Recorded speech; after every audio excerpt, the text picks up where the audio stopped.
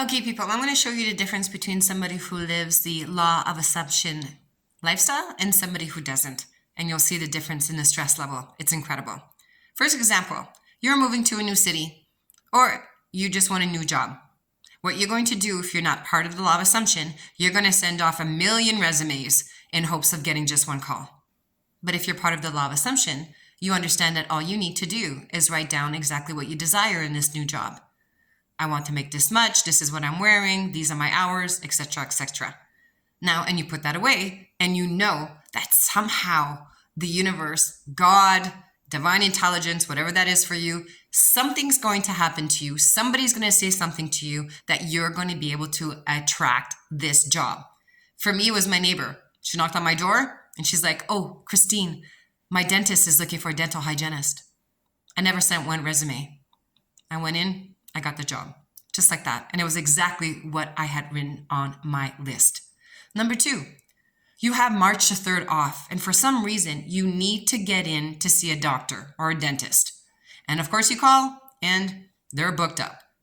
Now, not being part of the law of assumption, you're going to be calling all the time. Do you have an opening? Do you have an opening? Do you have an opening? And then you'll be fearing, oh my God, I have to get in. It's the only time I can get in. I don't have time off. I can't take time off work. And now you're fearing it. Do you think you're going to get in? No, you won't, because now you've manifested it. You've pushed it away, and now you're not manifesting it in. But if you're part of the law of assumption, you said to them, oh, no problem. Make sure you take my name and phone number, and when you get an opening, call me. You hang up, you let it go.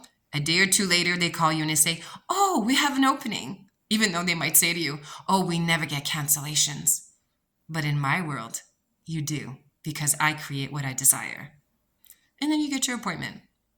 Number 3, you and your partner, your specific person, go to a party. It's his friends. You're a little nervous, so you tell him, make sure that you don't leave me alone too much because I'll be nervous, so make sure that you're around me. And of course, you go to the party, and what happens? He leaves you alone most of the evening.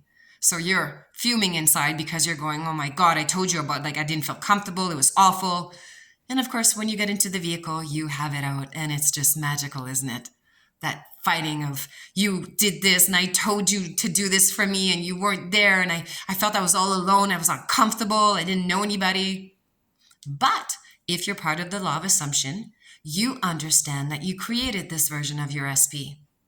Now you're going to sit back and go, okay, was it because I feared that he would do this? And if that's the case, well then, because you feared it, that's the version of your partner that you got.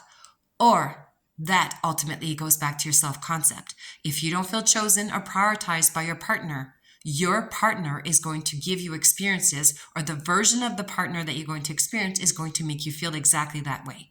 Because the world is a mirror of you. Everybody's you pushed out. So this is the big difference between somebody who has a law of assumption lifestyle and somebody who doesn't. Do you see the difference in stress level? Big, big, big difference. Think about it. It's a real life changer.